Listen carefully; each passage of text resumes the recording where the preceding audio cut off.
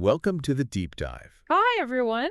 We're all about those aha moments, right? When Yeah. something clicks and you just get it. Exactly. So today, we're diving deep, really deep, into something you might think you know. Oh, this is a good one. The Princess and the Pea. Yeah. But not just any version, oh no.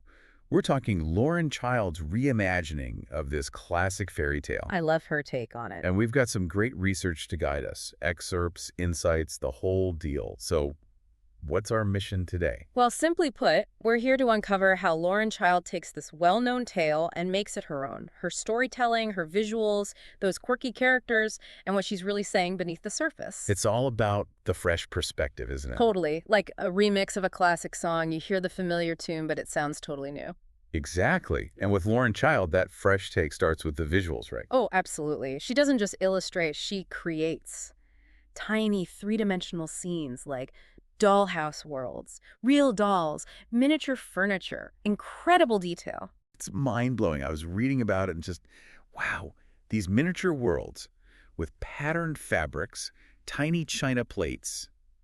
She photographs them to create the illustrations. It's amazing. It gives the book this tangible quality, don't you think? Like you could reach in and touch those tiny worlds. Totally. It blurs the line between real and make-believe.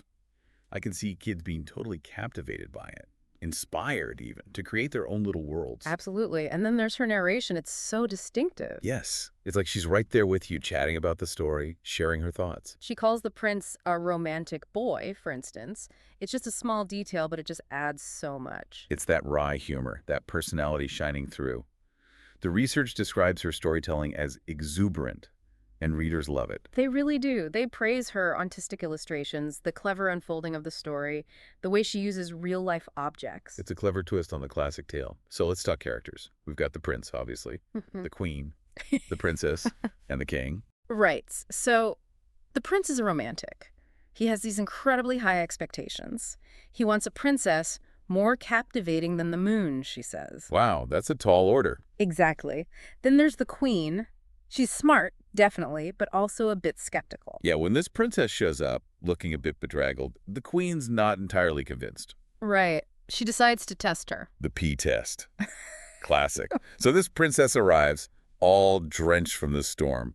Doesn't quite look the part, does she? No, not exactly. She claims she's royalty, of course, but the queen's not so sure. And the king. What's his role in all this? Supportive dad, mostly. Wants his son to be happy. So the queen sets up this test, right? A tiny pea under 12 mattresses. I've heard some versions have even more.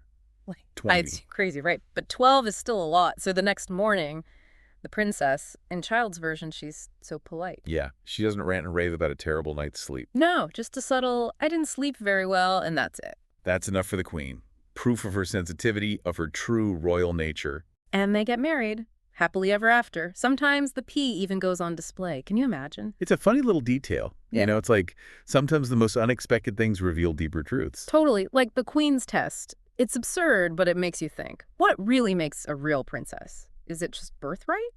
Or is it something more? In Child's version, it's definitely something more. Sensitivity, yes, but also kindness. Good manners. The princess is so polite, even when she's uncomfortable. Absolutely. It's a subtle but powerful message. Be kind, be considerate. And the prince, he wants to marry for love. That's a modern twist, isn't it? It is. So we've got this theme of love and romance, the importance of not judging by appearances, high standards. It's a lot to unpack. And that pea test, Yeah. so ridiculous, yet it gets at something. It makes you question what constitutes proof, right? What are we really looking for in others?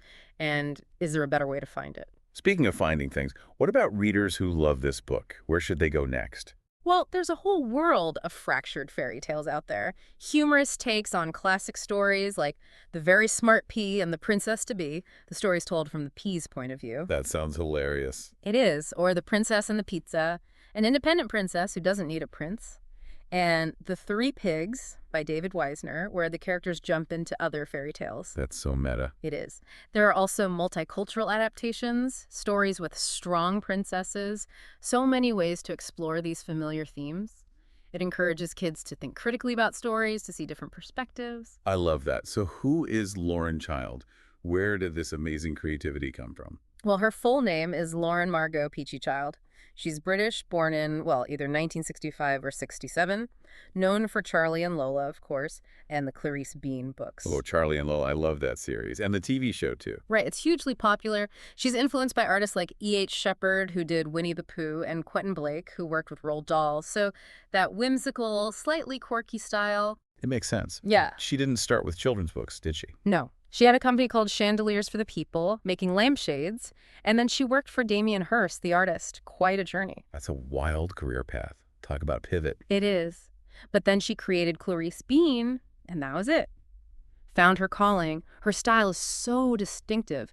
Collage, magazine clippings, fabric, photographs, watercolors, and those miniature sets for Princess and the Pea. It's so unique. And the way she plays with text, too.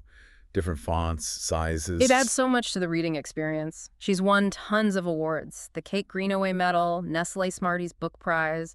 She even writes novels for older kids, Ruby Redford. She's so versatile. It all comes together, doesn't it? Her diverse background, her artistic vision.